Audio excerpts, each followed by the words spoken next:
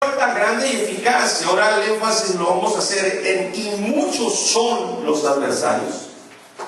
Obviamente, la vida cristiana, la verdadera, la genuina vida cristiana, el estilo de vida como Cristo, por eso se nos nombra cristianos, hermanos. Amén, aleluya, gloria a Dios. No es muy fácil,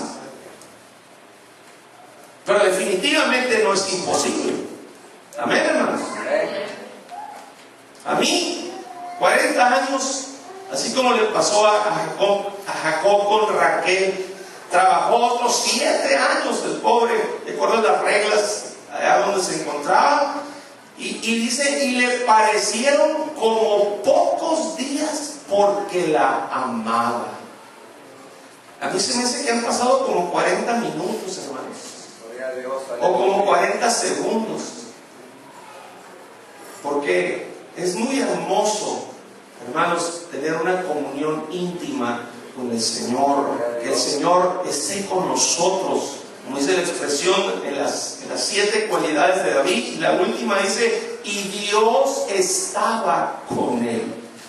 Gloria a Dios. Gloria a Dios, aleluya. No es muy fácil, hermanos.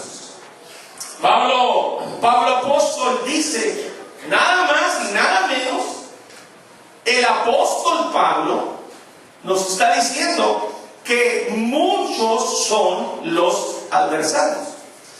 Voy a darles un ejemplo. Hechos capítulo 19, versos 8 al 10.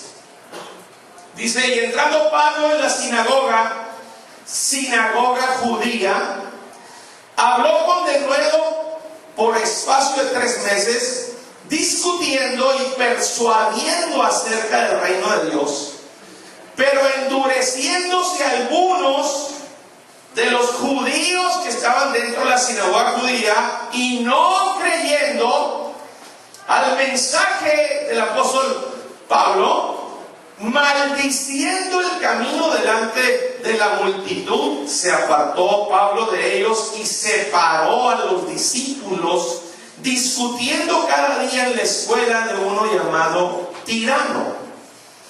Aleluya. Así continuó por espacio de 2 años, de manera que todos los que habitaban en Asia, judíos y griegos, oyeron la palabra del Señor Jesús. O sea, uno de los principales adversarios del apóstol Pablo eran los judíos. Judíos de la línea de fariseos, judíos de la línea de saduceos, hermanos. Aparte había filósofos que ya desde 400 años atrás, cuando menos, ya sobresalían. Pero uno de los principales adversarios de él eran los de su propia nación, eran los judíos. Porque para empezar, en la ley de Moisés, desde aquel entonces en que vivió Pablo hasta el día de hoy, en la ley de Moisés no existe el ministerio de apóstol, ni de evangelista, ni de pastor, etcétera. Amén. Amén. Y luego, para continuar, de acuerdo a Hechos 19:8, donde discutía con los judíos, dice ahí, acerca del reino de Dios, un concepto del reino de Dios que tampoco es aceptado en las mentes judías, hermanos, que para ellos no forma parte de la Torá, o lo que significa los 5 primeros libros de la Biblia, de Génesis a Deuteronomio. Es un concepto que no es aceptado en las mentes judías en relación al reino de Dios. La pregunta es, ¿en qué sentido? Voy a mencionar 2 sentidos porque hay más. La declaración reino de Dios se refiere a Cristo mismo. Cuando dice ahí que discutiendo y persuadiendo Les estaba presentando a Cristo y ellos no lo aceptaban, lo rechazaban, porque el presentar a Cristo estaba presentando su autoridad, estaba presentando su gobierno, estaba presentando su señorío, hermanos.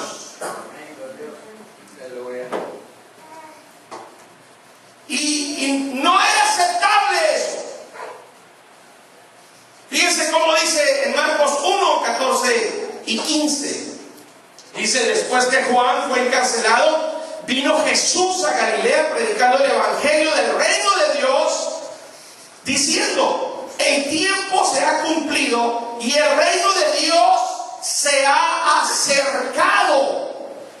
Él representaba el reino de Dios. Yo, que soy el soberano, el Señor, me he acercado. Y luego hace el llamado: arrepentidos, cambien de forma de pensar. Y al cambiar de forma de pensar, se cambia la forma de vivir, obviamente. Dice: y creer al evangelio. Amén, gloria a Dios. Y luego en Lucas capítulo 17, era médico de profesión. Hay quienes dicen que el evangelio es para los ignorantes, pero él era doctor, era médico. Lucas 17, versos 20 y 21, dice: preguntado por los fariseos cuándo había de venir el reino de Dios, les respondió y dijo: el reino de Dios no vendrá con advertencia, ni dirán helo aquí o helo allí, porque aquí el reino de Dios está entre vosotros. Ofrenda de aplausos. Estoy entre ustedes, el reino de Dios está entre ustedes. Mi autoridad, mi señorío está entre ustedes. Pero ¿de qué servía que la suprema autoridad estuviera presente, el supremo señorío estuviera presente, el supremo gobierno estuviera presente, cuando no lo aceptaban el gobierno, el señorío en el corazón de ellos, hermanos? Los judíos rechazaron como nación el señorío de Cristo y lo rechazan hasta el día de hoy, hermanos. Si yo me meto a una de las dos sinagogas judías que están aquí en Sabana, me sacan, hermanos, como jarrito de ahí, si les quiero presentar a Cristo como el Mesías. Ahora, ¿en qué otro sentido los judíos como nación rechazan el reino de Dios? Vamos a ver Hechos capítulo 1, versos 1 al 3. Dijo el Señor ahí, en el primer tratado, o Teófilo, escribe Lucas también, hablé acerca de todas las cosas que Jesús comenzó a hacer y a enseñar, hasta el día en que fue recibido arriba, después de haber dado mandamientos por el Espíritu Santo a los apóstoles que había escogido, a quienes también después de haber padecido se presentó vivo con muchas pruebas indubitables, sus manos horadadas, sus pies horadados, su costado traspasado, hermanos, las marcas de las espinas en la frente. Se presentó vivo con muchas pruebas indubitables, apareciéndoseles durante 40 días y hablándoles acerca del reino de Dios. Ahí el reino de Dios, hermanos, tiene que ver con la esfera de la salvación en Jesús. Tiene que ver con el señorío de Cristo sobre el corazón del que lo acepta como Señor y Salvador de su vida. Gloria a Dios. Y eso era imposible de aceptarlo, hermanos, porque ellos tenían que seguir los ritos conforme a la ley de Moisés. Aleluya. Ahora, fíjese lo que dice Hechos 19:9. Dice: pero endureciéndose algunos y no creyendo, maldiciendo el camino. ¿Cuál camino? ¿El camino de la vía dolorosa? ¿O cuál calle? ¿O a qué camino se refiere? Maldiciendo el camino. En el idioma arameo, el español dice, se oponían y blasfemaban el camino de Dios. Los apóstoles enseñaban el camino de Dios. ¿El camino de Dios hacia dónde? Pues hacia la salvación, hacia el cielo, hacia la entrada al cielo. El camino que nos lleva a la gloria de Dios. Bendito sea el Señor. Gloria a Dios. Pero es un sinónimo, camino. Lo que nos lleva a la gloria de Dios, hermanos, es caminar de acuerdo a su doctrina, a su plan de salvación. Romanos capítulo 6, verso 17, dice ahí, pero gracias a Dios que aunque erais esclavos del pecado, qué bonito ver el pasado, hermanos, habéis obedecido de corazón. Tiene que ser así, si no de corazón. ¿Cómo batalla una persona para servir al Señor? ¿Cómo batalla para orar, para ayunar, para leer la Biblia, para venir al culto, a la iglesia?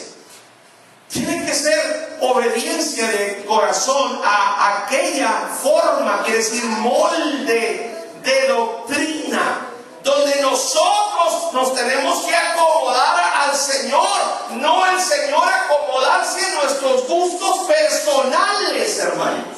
Amén. Para que obtengamos los beneficios de ese molde de doctrina, de ese plan de salvación a la cual fuisteis entregados. Ustedes se entregaron de corazón. Me dicen los hermanos que estaban en Roma. Bendito sea el Señor. Aleluya. Fíjense lo que dice Hechos 9, versos 1 al 2. Saulo, respirando una amenaza sin muerte contra los discípulos del Señor, vino al sumo sacerdote y le pidió cartas para las sinagogas de Damasco, a fin de que si hallase algunos hombres o mujeres de este camino, los trajese presos a Jerusalén.